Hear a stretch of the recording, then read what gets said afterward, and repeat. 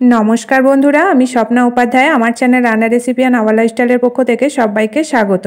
आज आमी आपनादेर संगे शेयर करब एक दुर्दान्त स्वादेर रेसिपि कड़ाई चिकेन। और एटा भात रुटी लुचि परोटा पोलाओ सबेर साथेई किन्तु दुर्दान्त लागे। आसुन ताहले देखे निई आमी एई रेसिपिटा किभाबे करब।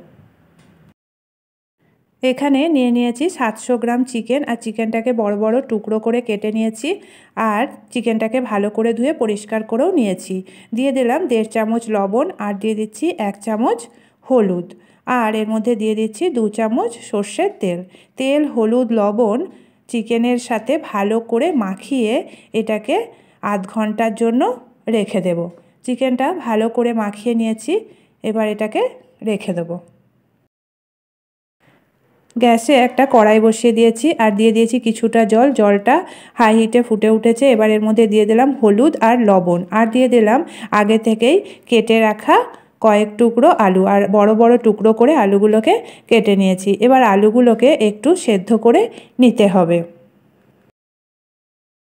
আলুগুলো ভালোভাবে সেদ্ধ হয়ে গেছে। এবার এগুলোকে জল ঝরিয়ে একটা প্লেটে তুলে রেখে দেব। আবারও কড়াই বসিয়ে দিয়েছি। কড়াই গরম হয়ে গেছে, দিয়ে দিলাম রিফাইন্ড অয়েল কিছুটা। তেলটা এবার গরম করে নেব। তেলটা গরম হয়ে গেছে, এবার আলুর টুকরোগুলো একে একে দিয়ে ভালো করে গোল্ডেন ব্রাউন করে ভেজে নেব। সব আলু টুকরোগুলো দিয়ে দিয়েছি। এবার আলুগুলোকে নাড়াচাড়া করে ভেজে নিতে হবে। আলুগুলোকে ভেজে নিয়েছি একটু লাল লাল করে। এবার এর মধ্যে দিয়ে দিচ্ছি হাফ চামচ লবণ আর হাফ চামচ হলুদ। লবণ হলুদ দিয়ে আলুগুলোকে আবারও 2 থেকে 3 মিনিট হাই হিটে এটাকে ভেজে নেব। আলুগুলো ভালো করে ভেজে নেওয়া হয়ে গেছে। এবার একটা প্লেটে নামিয়ে নেব। এখানে তেল আছে, এবার এর মধ্যে ম্যারিনেট করা চিকেনটাকে দিয়ে দেব। চিকেনটাকে দিয়ে একদম লো ফ্লেমে রেখে এটাকে ভালো করে একটু ভেজে নেব। চিকেনটা লো ফ্লেমে রেখে ভাজলে অনেকটাই সিদ্ধ হয়ে যাবে।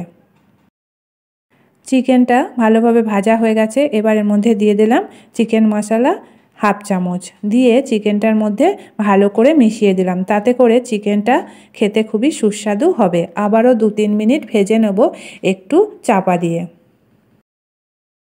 ঢাকাটা খুলে দেব। দেখতে পাচ্ছেন চিকেন থেকে অনেকটা জল বেরিয়েছে। তাতে করে চিকেনটা ভালোভাবে সিদ্ধও হয়ে গেছে আর লাল লাল করে ভেজেও নিয়েছি। এবার এর মধ্যে দিয়ে দিলাম বেশ কিছুটা পরিমাণ টমেটো। টমেটো দিয়ে আবারও চিকেনের সঙ্গে ভালো করে মিশিয়ে দিয়ে 2 মিনিট রান্না করে নেব।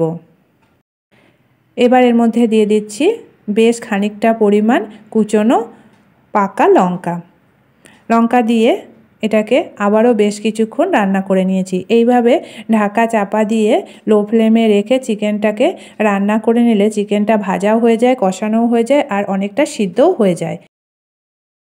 চিকেনটা নামিয়ে রেখে দিয়েছি। এবার কড়াই পরিষ্কার করে তার মধ্যে দিয়ে দিলাম বেশ খানিকটা সর্ষের তেল আর দিয়ে দিলাম ফোড়নের জন্য শুকনো লঙ্কা, দারচিনি আর লবঙ্গ আর এলাচ আর দিয়ে দিলাম তেজপাতা আর দিয়ে দিচ্ছি এর মধ্যে কিছুটা পরিমাণ গোটা জিরে।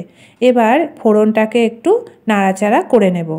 দিয়ে দিচ্ছি একটু চিনি আর এর মধ্যে দিয়ে দিলাম হলুদ সামান্য পরিমাণে, দিয়ে দিলাম কুচনো পেঁয়াজ বেশ খানিকটা পরিমাণে। এবার এটাকে একটু নাড়াচাড়া করে গোল্ডেন ব্রাউন করে ভেজে নিতে হবে। পেঁয়াজটা ভালো করে ভেজে নেওয়া হয়ে গেছে গোল্ডেন ব্রাউন করে। এবার এর মধ্যে দিয়ে দিচ্ছি রসুন পেস্ট 1 চামচ আর দিয়ে দিচ্ছি এখানে আদা পেস্ট 1 চামচ। রসুন আর আদাটা আবারও ভালো করে পেঁয়াজের সঙ্গে কষিয়ে নিতে হবে।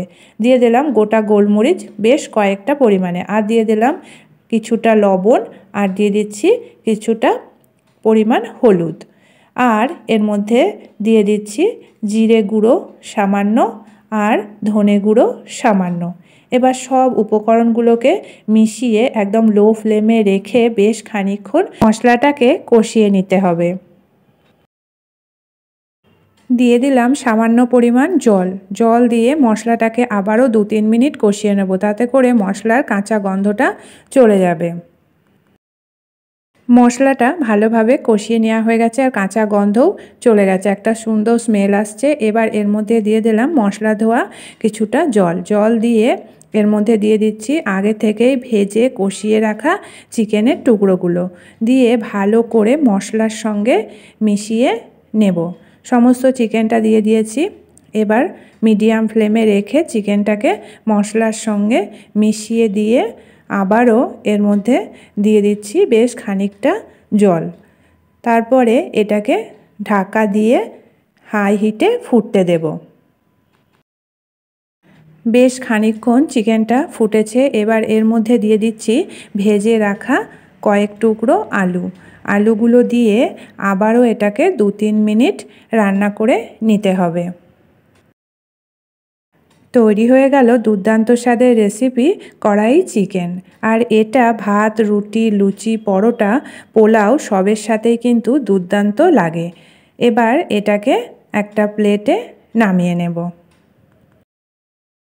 আপনারা চাইলে আমার মতো করে এই রেসিপিটা একবার বাড়িতে বানিয়ে দেখতে পারেন। আশা করি সকলের খুবই ভালো লাগবে। ভালো লাগলে লাইক, শেয়ার, কমেন্ট করবেন। আর আমার চ্যানেলকে এখনও যারা সাবস্ক্রাইব করেননি প্লিজ সাবস্ক্রাইব করে নেবেন। আর আমার ফেসবুক পেজটি প্লিজ ফলো করে নেবেন। আজকের মতো এটুকুই, আবার দেখা হবে আগামী নতুন পর্বে। ভালো থাকবেন, সুস্থ থাকবেন, ধন্যবাদ।